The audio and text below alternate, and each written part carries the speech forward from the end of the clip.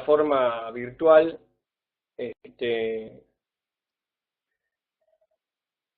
que tenemos que explicar, así como tenemos en la pantalla, por qué elegimos esta modalidad virtual, ¿sí?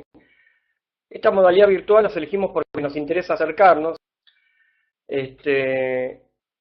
y después queremos contagiar la pasión por el cine, formando espectadores sin necesidad que sean cinéfilos o entendidos. Por supuesto que siempre la lógica, digamos, la mecánica, la lógica, nuestra ética, digamos, en relación a las modalidades de los cursos del BAMA, tienen que ver con público en general. No necesariamente tienen que ser cinéfilos previamente o en su vida, o digamos, entendidos en la materia, sino que sea alguien que se pueda establecer un puente, un nexo con, digamos, con el público habitual, lo necesario, por supuesto, que a la gente le guste el cine, ¿sí? Y finalmente queremos brindarte un servicio cultural de excelencia, ¿sí? O sea, todo el tiempo vamos a estar pendientes de ir mejorando y optimizando esta plataforma y esta relación entre nosotros. Nuestra visión, brindar a nuestros seguidores una experiencia lo más cercana a un curso presencial, con la misma calidad de profesionales, contenidos y personalización que hoy lo caracterizan, potenciándola con el uso de la tecnología, brindando comodidad y adaptándose a sus posibilidades. Te proponemos un libre acceso a un campus virtual con la información necesaria cuando y donde vos quieras. El acceso a salas virtuales, interactuando docente y alumnos, preguntas online, ustedes pueden hacer preguntas en el momento que deseen, pueden interrumpir inclusive, o sea, siempre acá se para y se contesta, ¿sí? En la medida de lo posible, se contesta en el momento inmediatamente, si no, está la modalidad de levantar la mano. Y bueno, y chat abierto, grabación de clases virtuales para poder revisarla las veces que desees, ¿sí? Las clases en la modalidad virtual se podrán grabar y cada uno podrá revisarla. Acceso a foros para trabajar en equipo fomentando la sinergia y el conocimiento colectivo. Y por último, últimos 2 puntos, el docente te guiará a lo largo del curso, contestará preguntas por email, chats y foros, feedback en trabajos prácticos, al tiempo que te estimulará y fomentará tu actitud autodidacta, ¿sí? O sea, la idea es que ustedes con esto puedan formar parte cada vez más activa, que esto para ustedes sea una herramienta, ¿sí? Una o varias herramientas con las que ustedes puedan empezar a pensar el cine ya desde otro lugar o potenciando el lugar desde el cual ya lo estaban pensando previamente. Y finalmente el último punto, que dice todo en una única herramienta integrada que te permita acceder al contenido haciendo del curso una experiencia gratificante. Bueno, muy bien. Esta clase introductoria que vamos a brindar comprende, digamos, una serie de puntos, digamos, una introducción, o sea, lo que bien se dice una introducción a Jean-Luc Godard.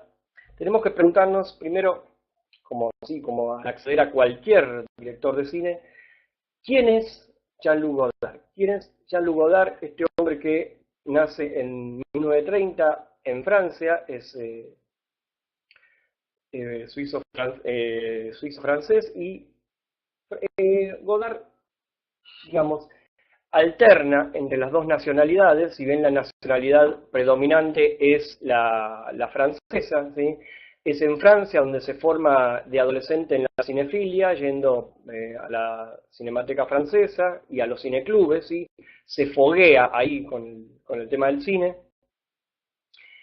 Y su primera etapa, podríamos decir, es precinematográfica. Él se forma como crítico cinematográfico. Cuando digo se forma, es así, tal cual, se forma, porque si ustedes leen algún texto de Jean-Luc Godard que haya publicado en la famosa revista Cahiers du Cinéma, se van a dar cuenta que hay una sistematicidad, no es una simple escritura hecha a la ligera, sino que es una escritura bien trabajada. O sea, cuando digo bien trabajada, digo contemplando aspectos que van desde lo narrativo de una película, desde los aspectos de la representación de una película y de los aspectos formales de una película, o sea, dónde se encuadraría un material dentro de qué forma cinematográfica, o sea, hay un trabajo integral tanto de Godard como del grupo que va a conformar la Cahiers du Cinéma, revista inaugurada por André Bazin, ¿sí?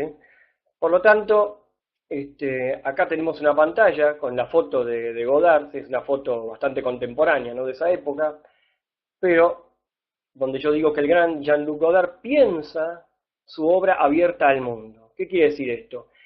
Que la obra de Godard no es para, como se piensa muchas veces, para un grupo de eruditos, digamos, o fanáticos de Godard que lo pueden entender solamente a él, ¿sí? No es para un grupo cerrado, sino que es una obra que uno se puede ir dando cuenta a través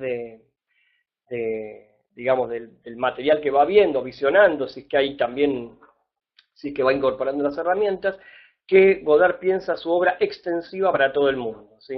Lo que sí se requiere es algún conocimiento previo de otras cuestiones que en una película narrativa lineal, digamos, también se requieren, no es que no se requieran, pero como está apoyada en la narrativa lineal habitualmente, lo que manda ahí es el cuento central, ¿sí? Por lo tanto, acá no manda el cuento central, esto está relegado o por atrás o ni está. Entonces es la forma cinematográfica en relación a todos los temas que a Godard le interesan lo que manda.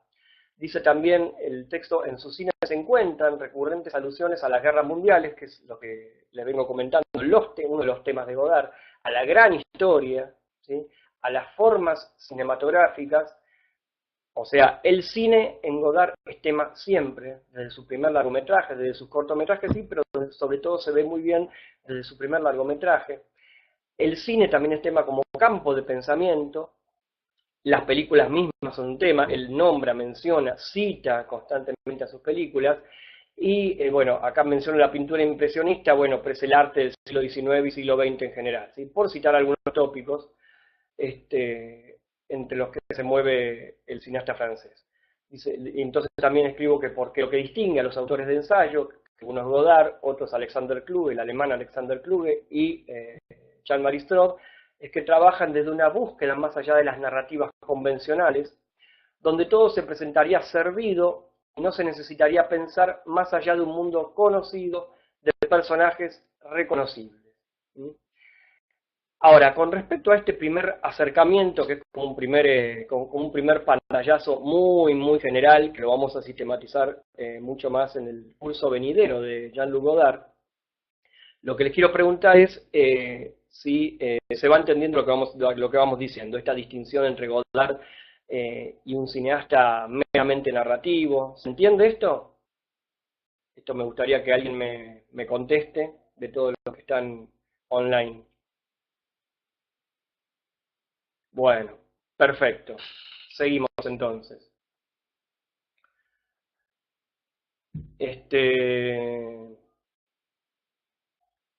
Acá alguien levantó la mano. Sí, Teresa, tenías una pregunta que hacer. Ah, bueno, perfecto. Seguimos entonces.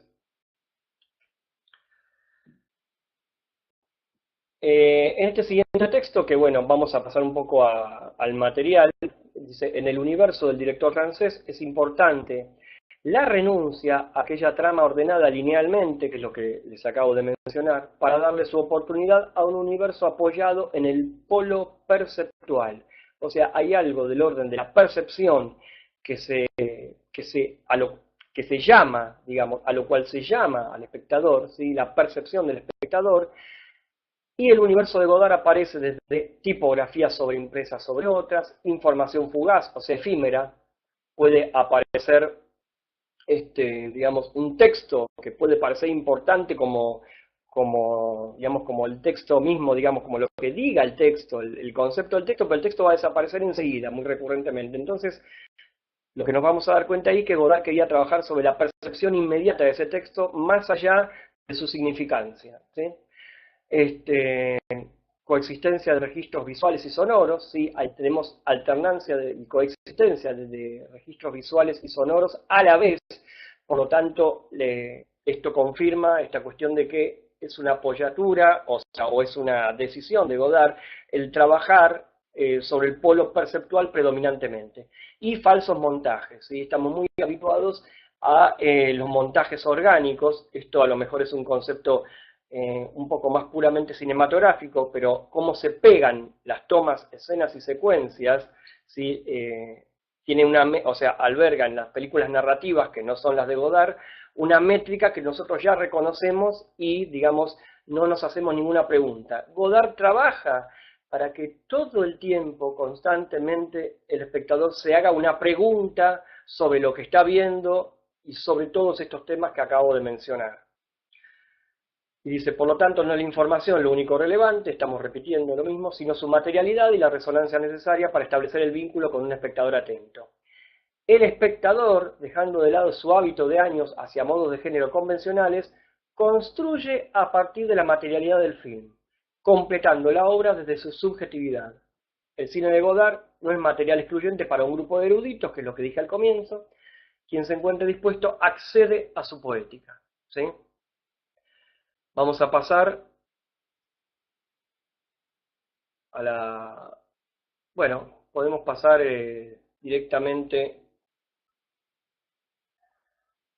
a los contenidos. Esto, bueno, como una generalidad que vamos a ver en el curso completo, eso, bueno, lo podemos hablar en un rato. Yo preferiría ahora ir pasando algunos fragmentos. Para eso les voy a hacer una introducción a algo que no es Godard todavía, sino que es una circunstancia... Ah, perdón, ¿me están escuchando bien? ¿Ahora? Bueno, perfecto. Es una circunstancia cinematográfica, un hecho cinematográfico importante, unos años antes, 6 años antes de la primera película de Godard, del 59-60, que es Sin Aliento o Al final de la escapada, pero 6 años antes nosotros tenemos una película del sueco Ingmar Bergman, llamada Un verano con Mónica, probablemente la hayan escuchado nombrar o la hayan visto, una película protagonizada por Harriet Anderson, en donde Harriet Anderson entabla una relación, una muy joven Harriet Anderson entabla una relación digamos, con un muchacho, ¿sí? Es la relación de pareja. Ella se presenta todo el tiempo como la dominante en la relación, pero más allá de esto, digamos, también Bergman estaría trabajando con esa previsibilidad del espectador para con una pareja, por ejemplo, en lo que sería un melodrama convencional. Entonces, hay una escena en donde, podríamos decirlo así muy a la ligera, Mónica, el personaje protagónico, o sea, va a tener un amante, digamos, y la escena en donde se alude a lo que va a pasar posteriormente con el amante, digamos, es esta escena que les voy a mostrar ahora en un pequeño videíto de 1 minuto, ¿sí? Véanlo, por favor.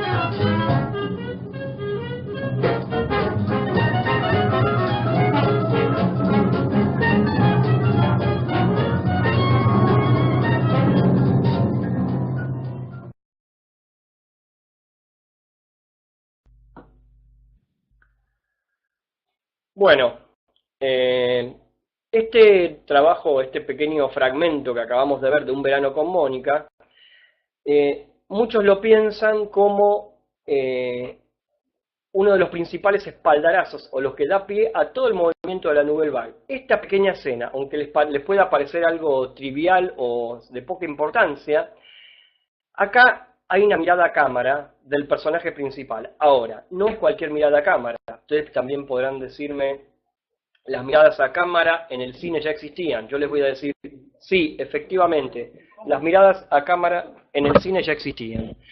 Pero esta mirada a cámara es diferente con respecto a las anteriores. Esta mirada a cámara tiene la particularidad de que el personaje de Mónica nos está haciendo cómplices como espectadores de su infidelidad, ¿sí? Y no solamente eso, la mirada se mantiene. Este video que vieron plantea una mirada a cámara del personaje principal que es una mirada a cámara muy diferente a todas las miradas a cámara que nosotros conocemos. Las miradas a cámara previas del cine, digamos, ya había,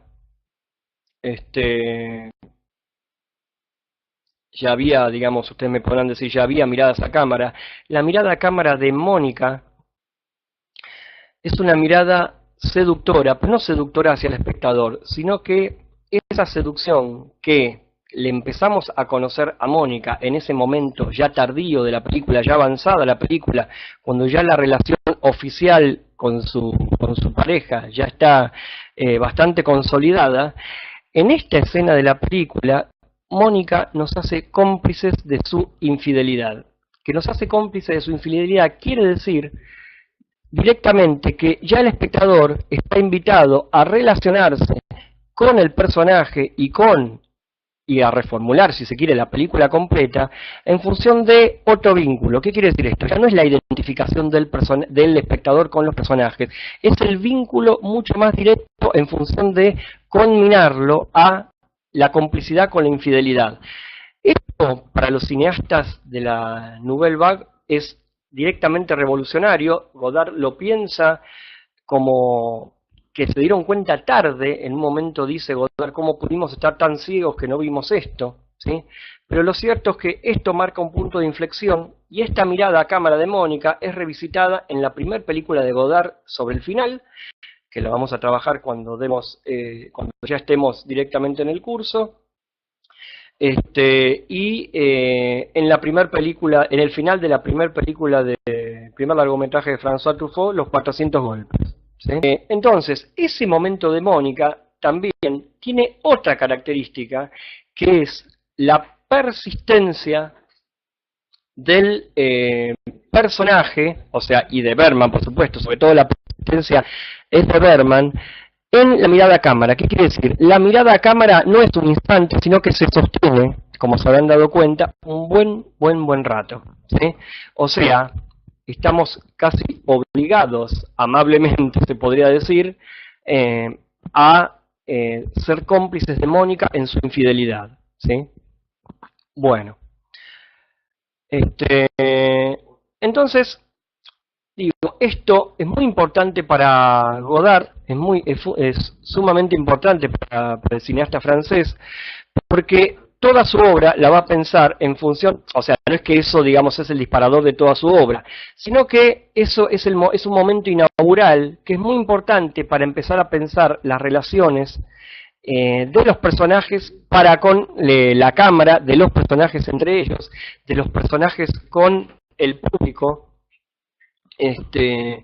y la conformación de el hecho mismo del personaje. ¿Qué es un personaje? ¿Es una ficción? ¿Está bien cerca de nosotros? ¿De qué forma está cerca nuestro? Bien.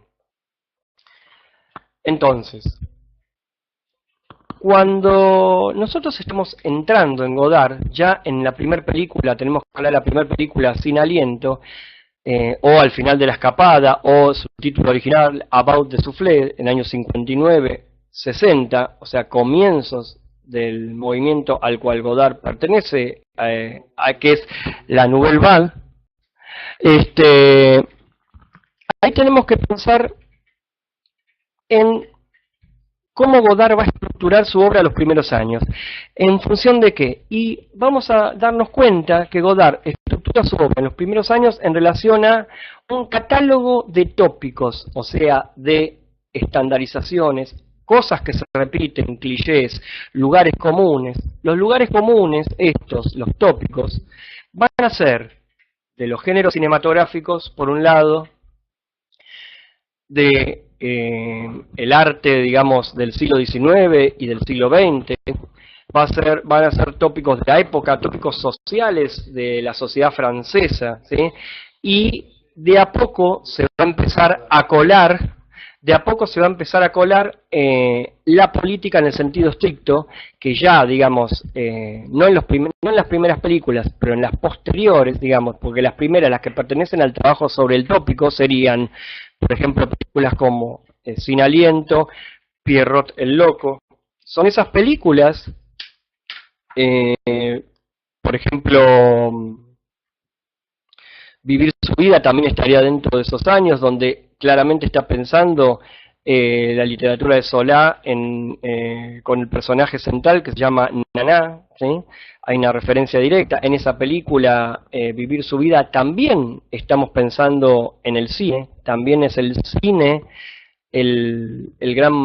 uno de los grandes protagonistas de la escena, el cine mismo como tema, ¿sí? Y podríamos decir también que, bueno, por ejemplo, películas como Pierrot el Loco, Pierrot le Fou,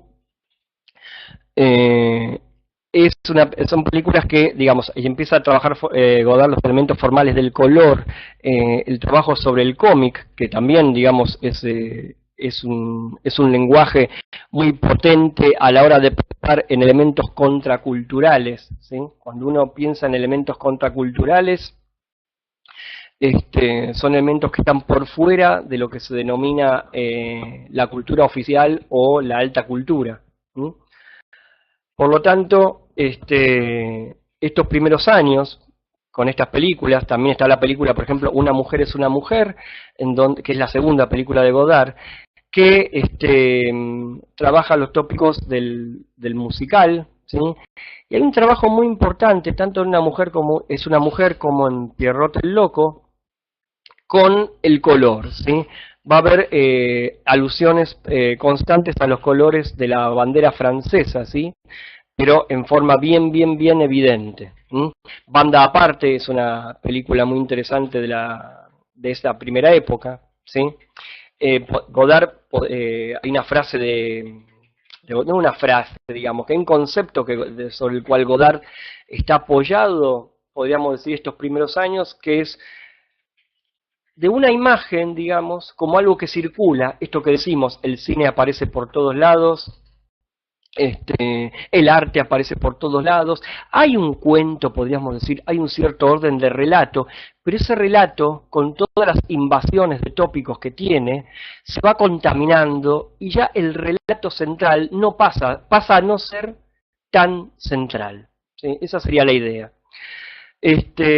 Luego de esta primera etapa de Godard, tenemos una segunda etapa, digamos, luego del trabajo con el tópico, en donde cada vez se va invistiendo más su cine de política en el sentido estricto, exactamente. ¿Qué quiere decir esto? Hay una verdad aquí que piensa Godard, este periodo se lo conoce en los avanzados 60 como el periodo militante de Godard. Tengamos en cuenta que como contexto sociohistórico tenemos el advenimiento del Mayo francés, ¿sí? Todos los cayeristas tuvieron activa participación en la defensa de los estudiantes del Mayo francés. Por lo tanto, Godard, a través de su cine, que tendríamos que decir que su cine es ampliamente político siempre, en los dos aspectos, en el sentido estricto como en este periodo militante, pero también en el sentido amplio, y este sentido amplio tiene que ver directamente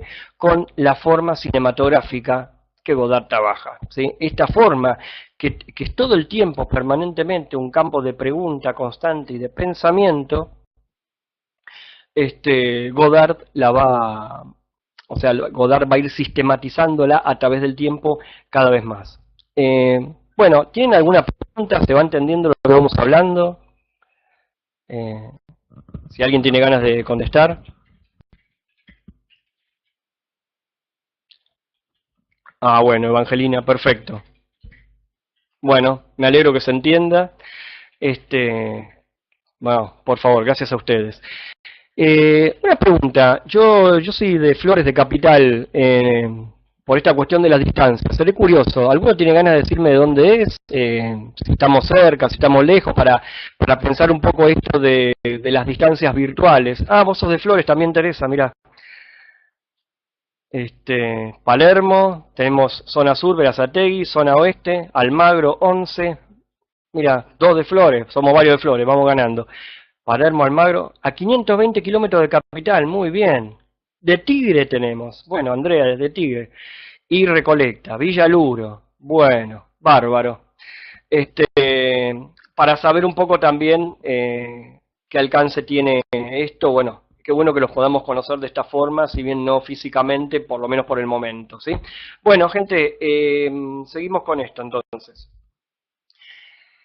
Este periodo militante de Godard, como decíamos, aquí la verdad antecede a la imagen. La verdad, hay una verdad previa, una verdad política, está antes, no antes, sino gobernando, podríamos decir, la imagen.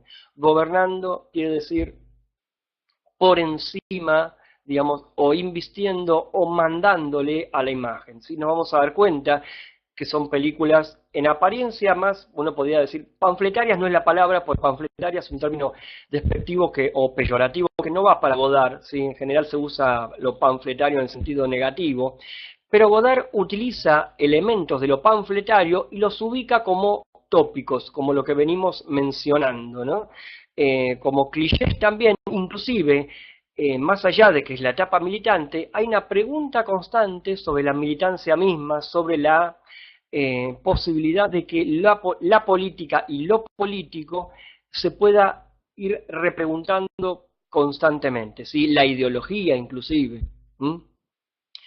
De esta etapa quisiera que veamos también un corto de un minutito para pensar las relaciones con la imagen y el corto es de la película Vivir su vida de 1963, la que estamos viendo ahora en pantalla es la actriz Ana Karina, que bueno, un dato de color, fue mujer de Godard, fue una de las mujeres de Godard, ¿sí? Bueno, lo vemos. Et 2 ans après, un soir en allant au cinéma,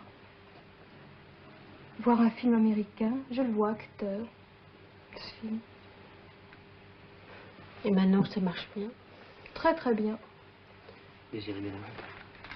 Un blanc sec. Un rosé. C'est pas très gai quand même. Non, c'est triste. Mais je ne suis pas responsable. Bon, je crois qu'on est toujours responsable de ce qu'on fait. Et libre. Je lève la main, je suis responsable. Je tourne la tête à droite, je suis responsable. Je suis malheureuse, je suis responsable. Je fume une cigarette, je suis responsable. Je ferme les yeux, je suis responsable. J'oublie que je suis responsable, mais je le suis.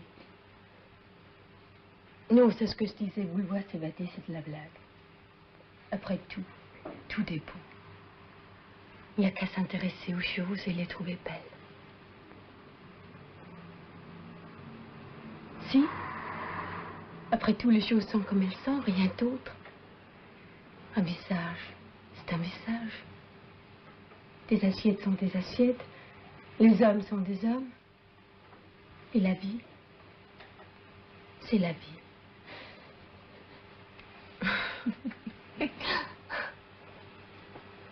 Este fragmento de la película Vivir su vida con Ana Karina, nos damos cuenta que al comienzo, digamos, del trabajo de este extracto, la referencia al cine, la referencia al cine mismo está siempre, y específicamente en este caso al cine norteamericano. Hay mucha alusión al cine norteamericano en toda la obra de Godard, ¿sí?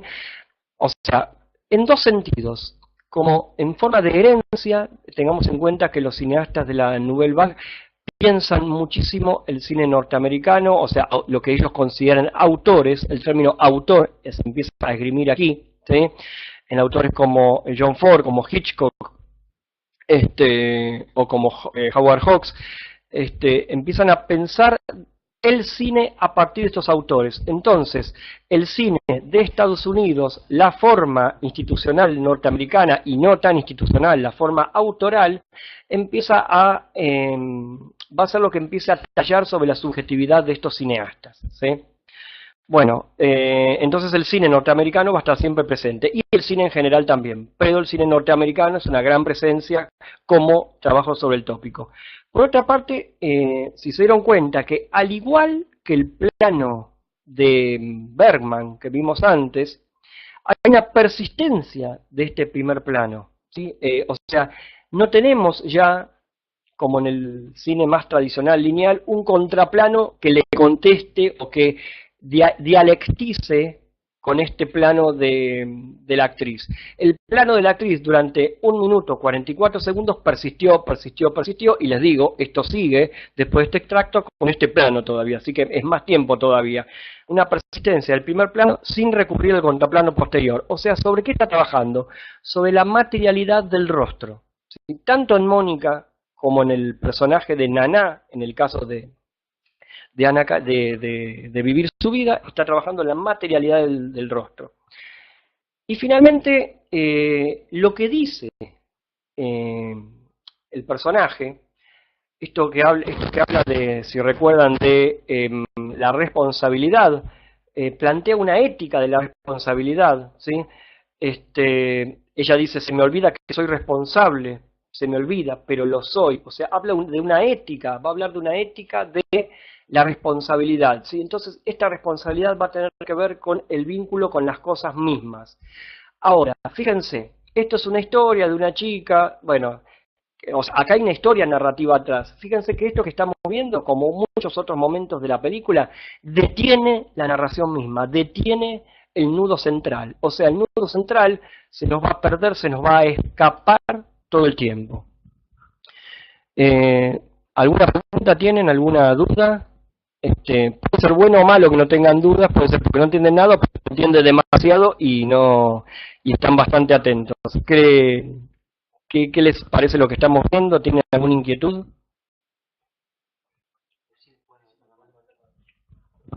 Pueden levantar la mano si quieren con el icono que está a la derecha. Acá veo a alguien levantó la mano, a ver, un segundito. Sí, Ana.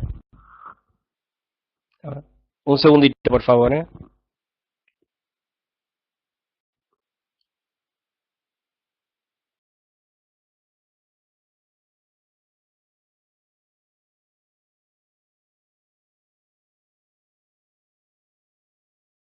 Sí, ya te habilitamos el audio.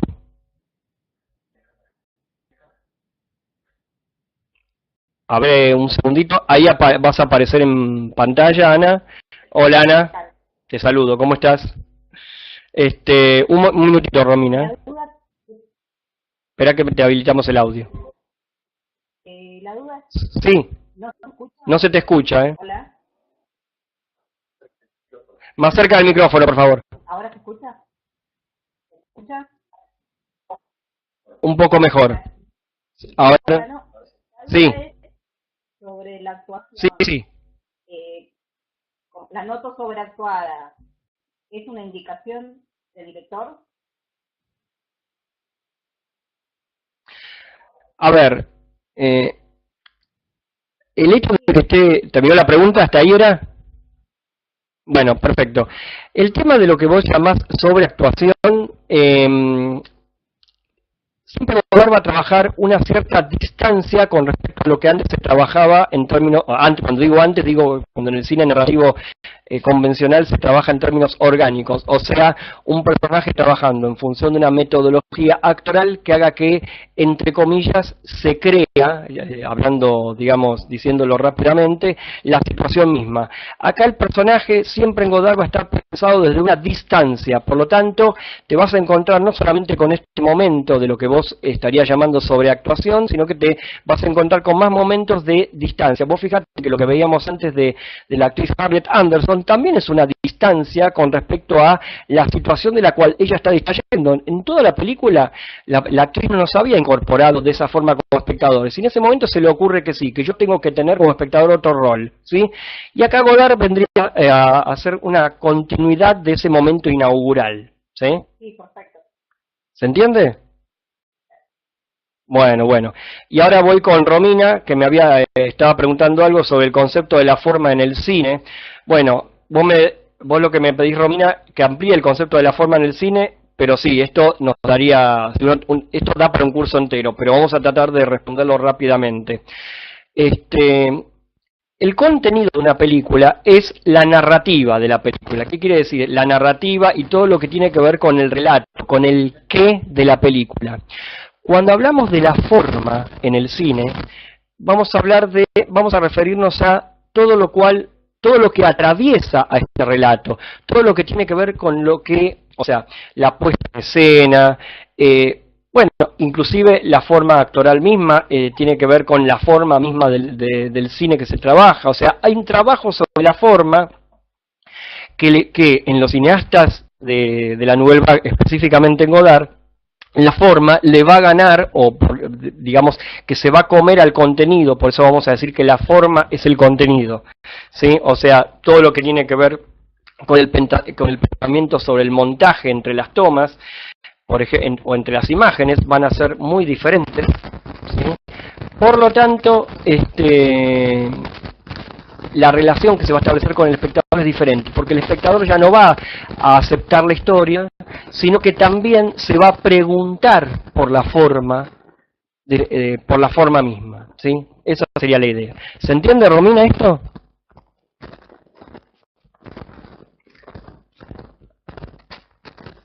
Bueno, me alegro.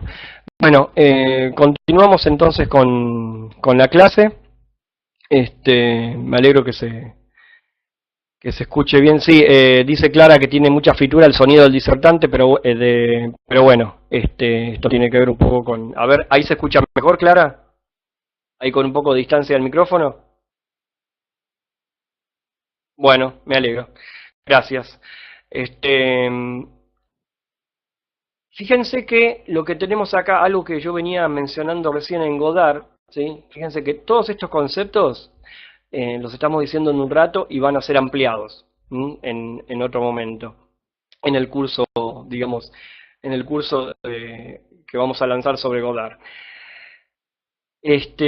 Hasta ahora lo que tenemos son dos trabajos sobre el rostro, ¿sí?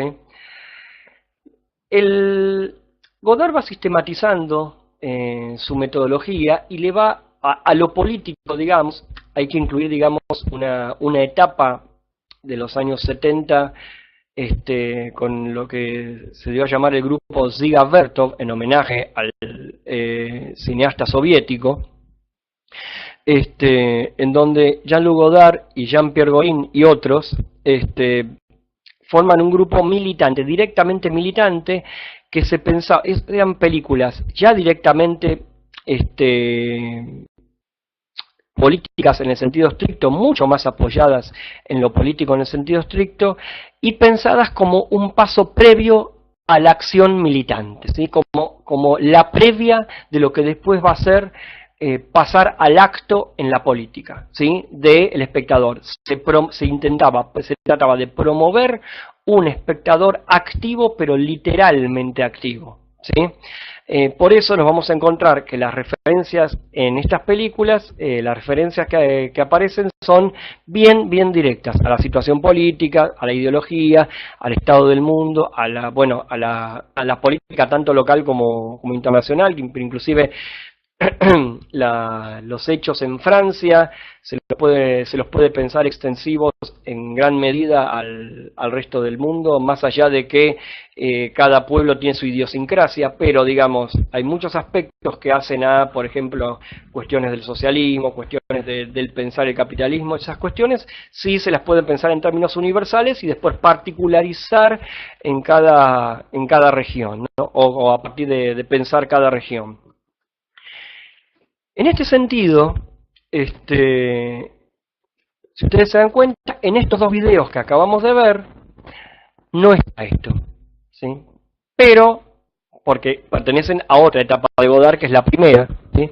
Pero si nosotros vamos a un trabajo llamado Aquí y en otro lugar, que acá lo estamos viendo, eso que estamos viendo es una familia francesa.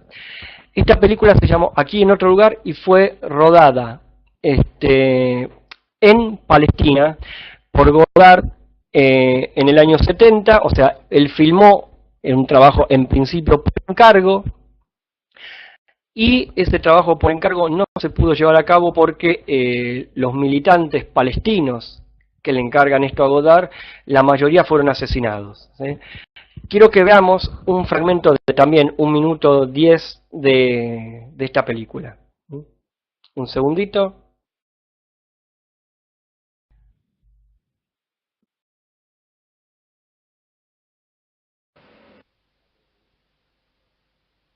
À Beyrouth, Tu le redis une fois. une femme enceinte se réjouit de pouvoir donner son fils à la révolution. الثورة الشعبية طويلة وصعبة، وحتى لو استشهد شعبنا كله على طريق النصر، طريق طويلة. أنا هلأ حامل وابني رح يخلق. Dans ce plan-là, c'est pas ça qui est le plus intéressant. C'est ça. Tu le redis encore une fois. Tu tiens la tête un peu plus droite. Voilà. الثورة الشعبية طويلة وصعبة. Première chose à dire, on voit toujours celui qui est mis en scène et jamais celui qui met en scène. أنا هلأ حامل وابني رح يخلق، وقت يخلق On ne ابني. voit jamais celui qui commande et qui donne des ordres. Une dernière fois. Tire un peu ton... Voilà. Un autre truc qui va pas. Tu as choisi pour ce plan une jeune intellectuelle sympathisante de la cause palestinienne qui n'est pas enceinte mais accepte de jouer ce rôle. Et de plus, elle est jeune et belle. Et là-dessus, tu restes silencieux. Mais de ce genre de secret au fascisme, ça va vite.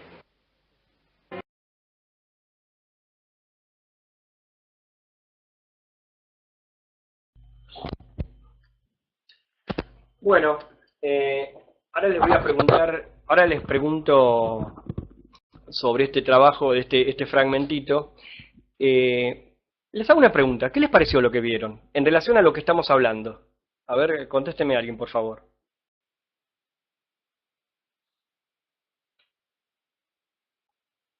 Pueden levantar la mano si quieren, ¿eh?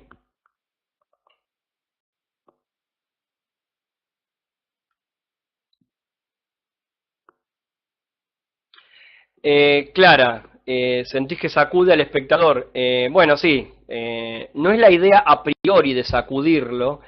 Sí, es verdad, Luciana, es un material disruptivo, como todo el cine de Godard es disruptivo, por lo tanto, tenemos que pensar una cuestión, tenemos que pensarnos siempre que vamos a un director, dónde estamos parados como espectadores. Nosotros cuando nos sentamos en la silla del espectador de Godard, que somos todos somos posibles espectadores de todos los directores, nos tenemos que sentar en una silla muy diferente a la silla del cine de géneros convencional, ¿sí? Porque si nos sentamos en la misma silla que nos sentábamos en el cine de género convencional, nos va a parecer todo siempre muy violento.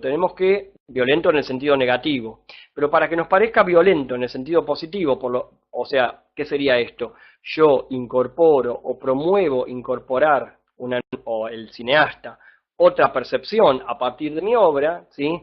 El espectador tiene que pensarse a sí mismo abierto, ¿sí? Es verdad lo que decís, Ana María, que es un material crudo. No sé en qué sentido lo decís crudo, si decís en crudo por la entrevista o porque es duro el material en sí, ¿sí?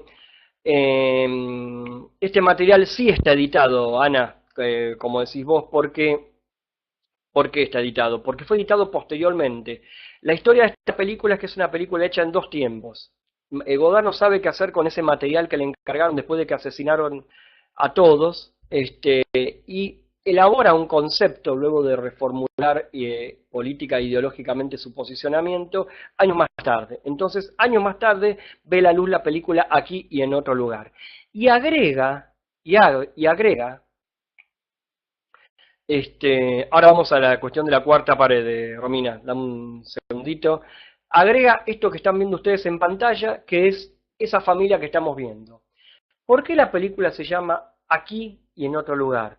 Porque el aquí es esa familia que mira cómodamente por la televisión, por ejemplo, lo que podía ser esa entrevista, por ejemplo, una realidad social lejana, como podía ser para un argentino la realidad de Medio Oriente, o en ese momento un parisino la realidad de Medio Oriente, y preocupándose mucho. Pero lo que Godard hace, por ejemplo, en este plano que estamos viendo de la familia, es denunciar esa mirada burguesa, ¿sí? Donde la familia está cómodamente sentada en su sillón, preocupándose también, pero preocupándose desde ese sillón, ¿sí?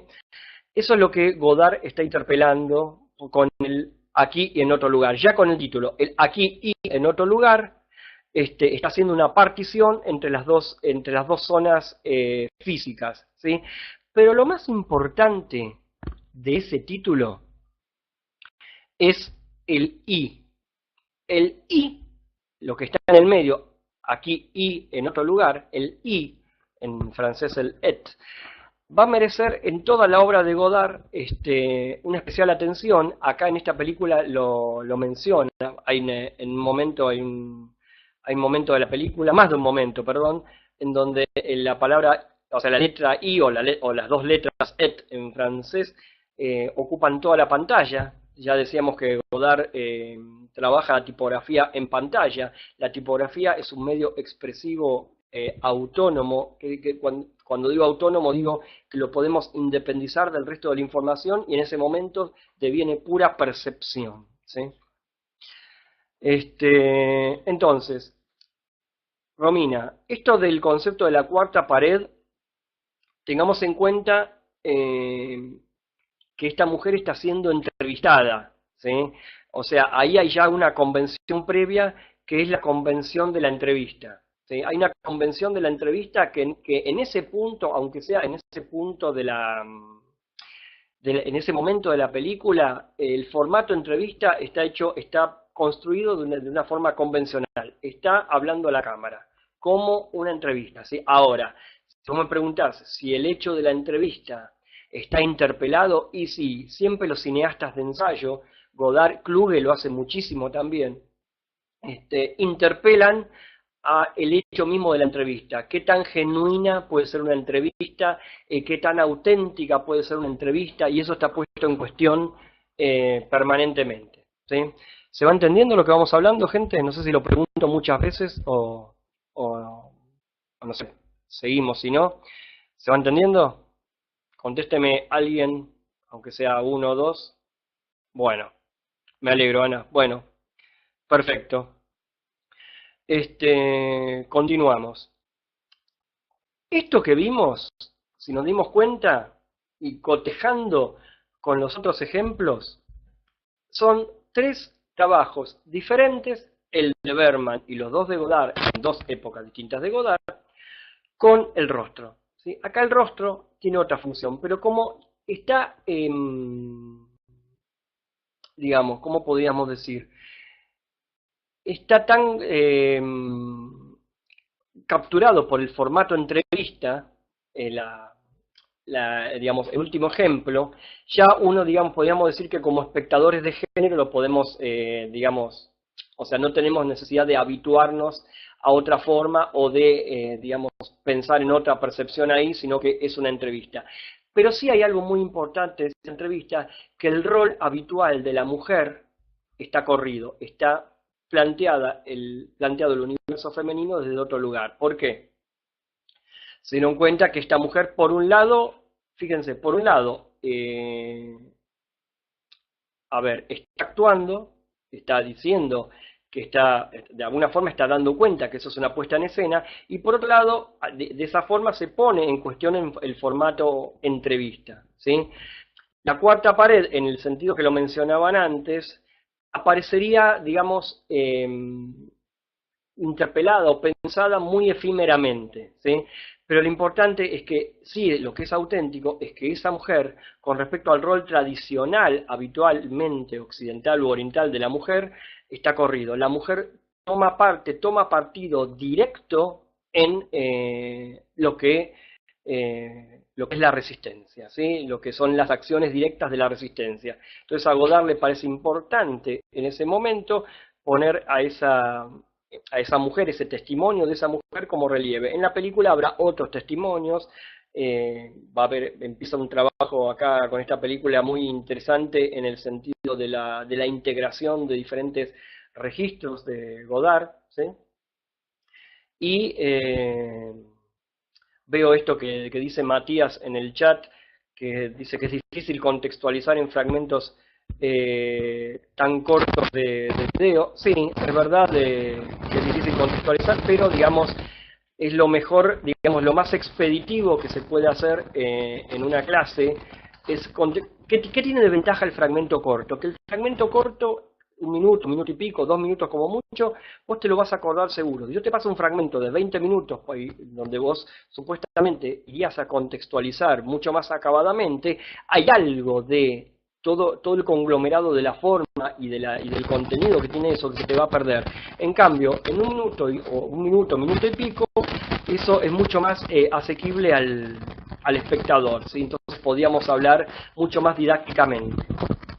Vos preguntás, Evangelina, qué pasa con la postura de la mujer sentada en el sillón. No, es una postura pasiva, entre pasiva y atenta, digamos. No son contrarios, son, digamos, plantea una dialéctica, ¿sí? Ana dice defensiva. Bueno, uno la puede pensar defensiva, de cada imagen uno podría decir que puede haber un montón de interpretaciones diferentes siempre, ¿sí? Si algo tiene el cine moderno, específicamente el cine de ensayo, es que las películas están para ser completadas por el espectador. Y todos somos espectadores muy diferentes unos de otros. Que seamos espectadores muy diferentes uno de otro quiere decir que la vamos a completar a la película, en este caso a los fragmentos que estamos viendo, de manera muy diferente probablemente. ¿Qué quiere decir esto? Algo que yo suelo hablar mucho en mis clases, que esto no es consensuable.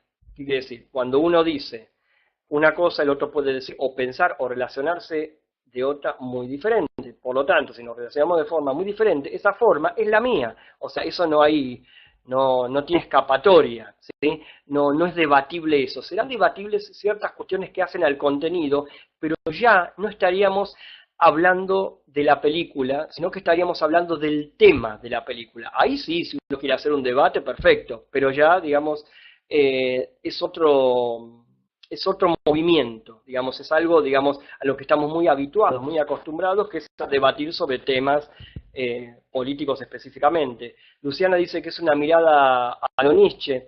Yo diría que en Godard Nietzsche sí es importante, pero yo creo que hay una incorporación de cierto universo nietzscheano en años posteriores al 1976, que es cuando ve la luz esta película terminada. Pero lo nietzscheano va a estar más adelante. Godard va a dialogar de este modo, me das el pie para decir esto, con el campo de la filosofía en general. Si no ojo, no va a hablar de la filosofía en general. Por ejemplo, las últimas películas de Godard, Film Socialismo y Adiós al lenguaje, va a estar muy apoyada en la filosofía de Alain Badiou en muchos de sus aspectos, ¿sí? Bueno, lo de la mirada de Nietzsche decís, Pira, bueno, rápidamente. Nietzsche es un filósofo que podríamos decir que decreta de algún modo la muerte de la filosofía misma, y lo que dice es que el hombre tiene, o sea, a lo que apuesta Nietzsche es a esa voluntad de poder que tiene el hombre, ¿sí? Para tomar, digamos, la acción por sí mismo. En este sentido podríamos decir que acá coincide en el sentido de cómo se estimula a la acción por toda la acción del grupo, por toda la impronta del grupo Ziga Bertov y esta película específicamente. Pero lo que decía yo es que la mirada nietzscheana más acabada va a estar en momentos posteriores de la obra de Godard, que eso lo podemos hablar en otro momento. Bueno, gente, son y cuarto, tenemos que ir cerrando, y para eso yo les voy a hablar de cómo será el curso. Les saco esta pantalla. El curso completo de Jean-Luc Godard, que va a estar a partir de mañana en modo online, para que ustedes se puedan ya anotar. Sale 590 pesos y son 4 encuentros, ¿sí? Son 4 encuentros. Esos 4 encuentros van a ser en 2 semanas, durante 2 semanas, o sea, 2 días una semana, 2 días la otra semana, ¿sí?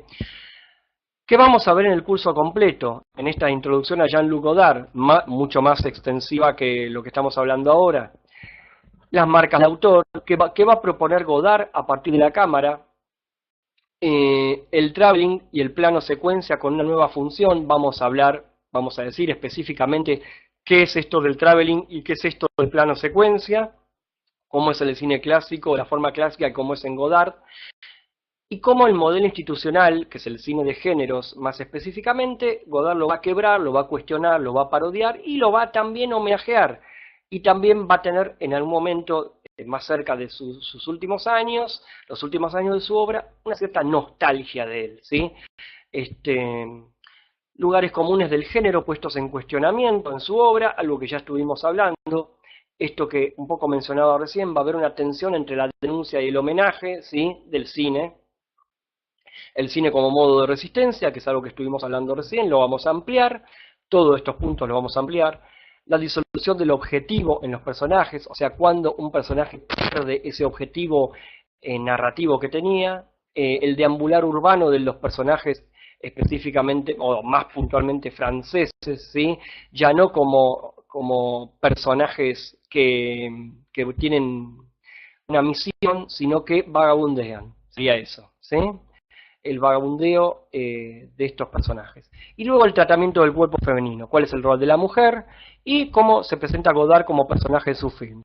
Bueno, gente, entonces, siendo ya las 10:20, acá hay una pregunta, dice, si Godard se basa en Hollywood y critica los géneros, dice, o sea, no es que los critica, sino que hay un diálogo permanente, por eso decimos que hay una tensión entre la denuncia y el homenaje. Esto lo vamos a ampliar en el curso, ¿sí?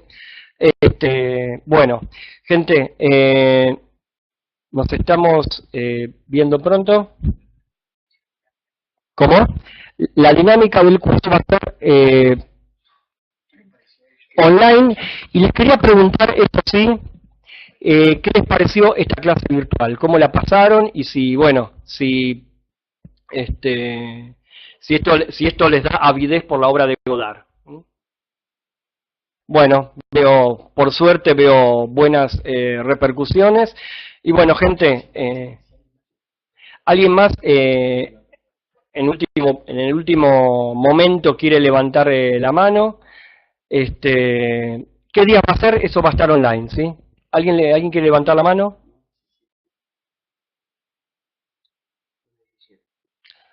El lunes 17 arranca el curso, esto les aclaro, ¿sí?